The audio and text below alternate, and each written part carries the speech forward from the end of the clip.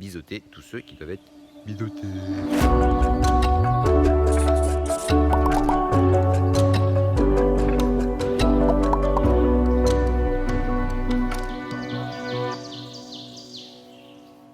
Je m'attaque au coffre avant, le coffre qui sera situé ici.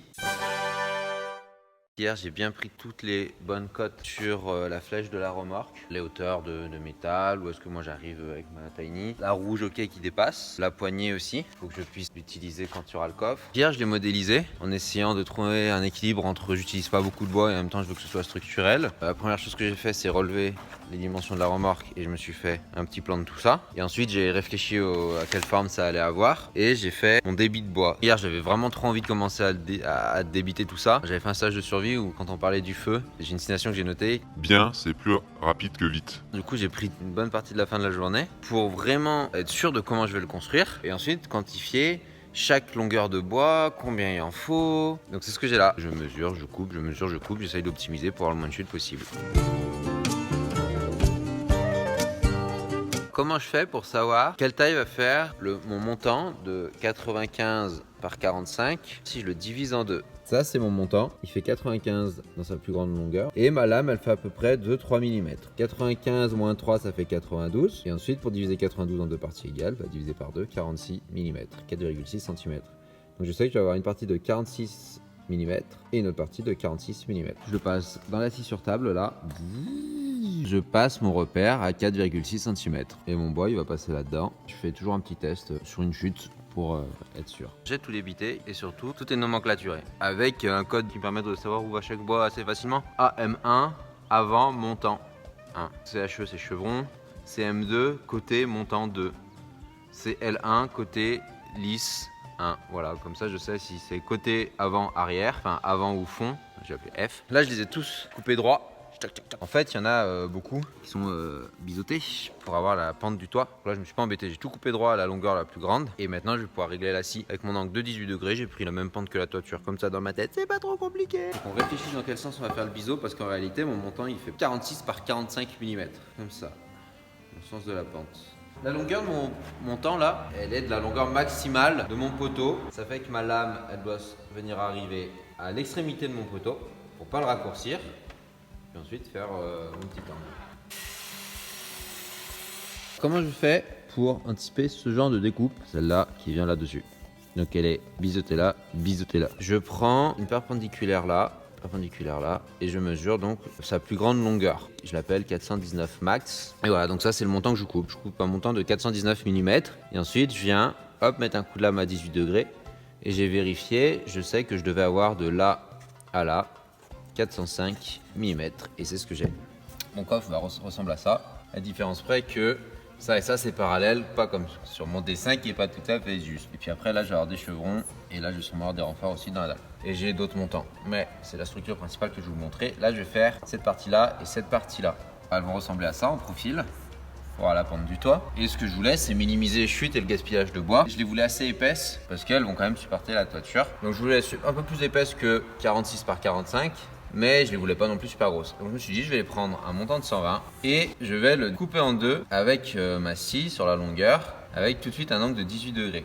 Alors ma scie, elle a toujours une lame de 3 mm. L'axe de tout ça, je l'ai mis au milieu de ma section de bois, enfin sur ordinateur je veux dire. Et j'ai regardé combien ça faisait cette valeur, moins 3 mm, et cette valeur là. Puis ici j'ai 66 mm. Et là j'ai 51 mm. C'est ce qu'on va aller positionner sur la scie. J'ai incliné la lame de 18 degrés. 18 degrés et demi. En bas, dans la section la plus courte, on voulait 51 mm.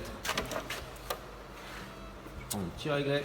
51 mm de l'extrémité de ma lame, la plus à droite là-bas, jusqu'à mon guide. Théoriquement c'est ça. On va faire un petit test. Ce que je veux, c'est avoir exactement la même dimension de bois. J'ai un petit millimètre d'écart.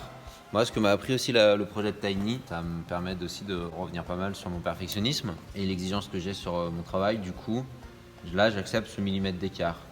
Ça va être une traverse en haut, une traverse en bas.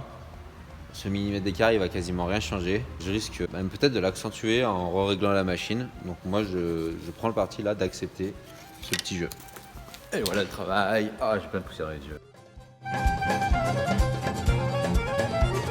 Comme je vise dans du bois qui est pas très large et je suis très proche des bords, je préperce mes montants pour pas que ça fende.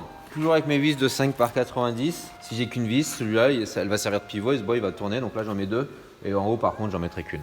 J'ai fait les 2 côtés, one two. Ça va être le fond qui va être contre la tiny. Ça c'est le bas et je l'ai tout pré-percé et pré-vissé. Comme ça c'est super pratique, il n'y aura plus qu'à assembler. J'ai assemblé les 4 côtés de la partie arrière du coffre. Et avant de mettre ceux du milieu, je vais mettre le bon écarrage tout de suite. Mon écarrage est bon. Il faut continuer à travailler tranquillou, gilou.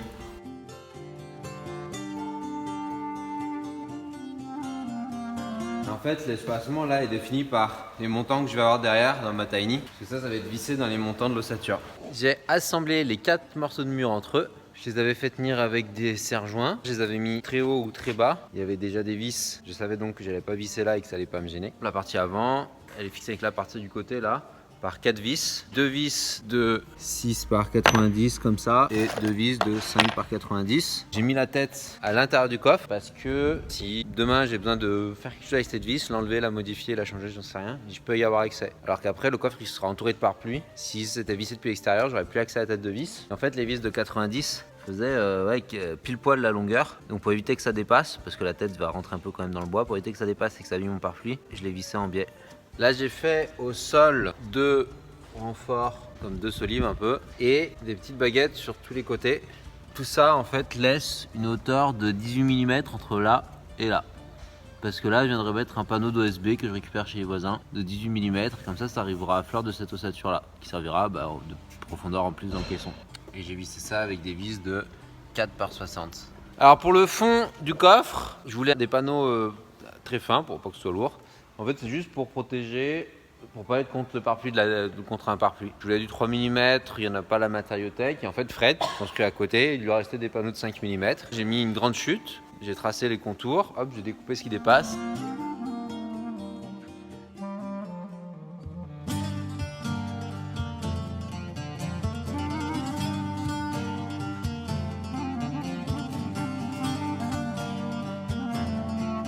Voilà le coffre avant. Sur l'arrière, j'ai mis des petites bandes d'une bâche que j'avais, je sais pas si c'est une bâche en EPDM ou pas. J'ai mis une petite bande sur les montants à travers lesquels je vais visser le coffre, parce que le coffre va être vissé sur l'avant de la tiny. Les vis vont passer à travers, ça va venir percer le pare-pluie, mais bon, comme pour les tasseaux du bardage, le bardage et tout ça. Mais là, c'est quand même quelque chose qui va avoir pas mal de contraintes parce que le coffre va être suspendu. J'ai rajouté ces petites bandes qui sont juste collées à quelques points. Comme ça, les vis qui vont passer à travers, et elles seront prises dans une membrane plastique qui va normalement se mouler à la forme de la vis et donc parfaire l'étanchéité à l'air, à l'eau. C'est une petite sécurité. Pourquoi j'ai pas par exemple mis le pare-pluie de la tiny dépassé sur le coffre avant? En gros c'est vraiment pour que la tiny soit une boîte étanche et que par exemple le coffre avant et le coffre arrière, si jamais je dois les changer, si jamais il s'abîme, si jamais je dois faire des travaux dessus, quoi que ce soit, la tiny reste intègre de son étanchéité. Aujourd'hui on aurait posé le pare-pluie différemment parce que ça nous gêne qu'il y ait un espace entre les 2 pare-pluis où il y a de l'eau qui peut moisir entre guillemets. On aurait soit posé du pare-pluie à partir de la tiny, comme ça à la goutte, essuie bien le pare-pluie de la maison pour sortir, ou sinon si on s'en était rendu compte après, on aurait juste pu rajouter une petite bande de pare-pluie sur le toit du coffre pour éviter une éventuelle infiltration d'eau entre le coffre et la tiny. Il y a un truc auquel on n'avait pas du tout pensé pour le coffre, c'est la capacité de braquage du véhicule avec le coffre avant. Il faut faire attention à de combien il va dépasser. Pour savoir, là, je me suis fait un gabarit de 2,50 m, c'est la largeur max d'un véhicule. Et je mets la moitié là sous la boule, sur l'attelage. Et comme ça, je peux voir si le véhicule braque, jusqu'où va le véhicule. Et gros drift sur l'autoroute! En réalité, on voit que j'arrive, allez, on rajoute le bardage sur le coffre. Voilà, je peux braquer jusque là avant de toucher mon coffre, qui est vraiment relativement bien. Je suis presque parallèle à la flèche. Si j'arrive là, c'est soit je suis en train de faire une manœuvre, soit je suis dans la merde. Ce qui peut être fait sinon sur des coffres qui dépasseraient plus, ce serait d'avoir un coffre démontable. Après, je sais que sur la remorque que j'ai pris, j'avais une option de flèche rallongée qui permet d'avoir une flèche plus grande. Et à titre d'information, le coffre il fait à peu près 40 là. Plus le bardage, on va dire qu'il fera les 45. Donc petit truc à penser avant de partir, ce serait qu'on mette un coup de benne dans son coffre. Un coup de coffre dans son coffre. Je commence à mettre une vis de 6 par 90. Pas besoin de serrer, hop, des vis. Et là je mets la mama de la vis en 8 par 100 tête élargie. Ça rentre tout pile avec la visseuse qu'on a prêtée. je remets le contreventement. Je le mets à fleur de l'extérieur. Putain, j'ai de la chatte. Hein. Et voilà.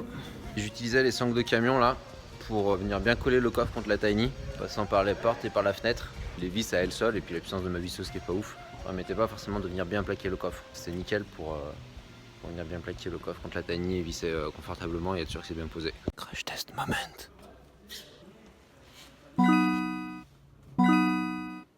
Yeah.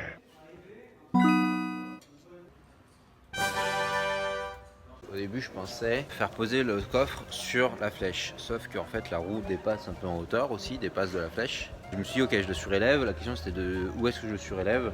Et là, je l'ai surélevé. Finalement, je l'ai mis au même niveau que la Tiny. Parce que là, j'ai mes feux de gabarit qui doivent rester bien visibles. Et encore, tu vois, là, si je suis debout ici, si je les vois quand même. Et ça me permet aussi d'avoir une continuité de bardage qui va être facile à gérer. Si mon coffre était plus bas, c'est-à-dire qu'ici, j'aurais rajouté un truc, un bout de bardage, je sais pas trop comment. Et après, ma grille anti-rongeur que j'avais fait dépasser.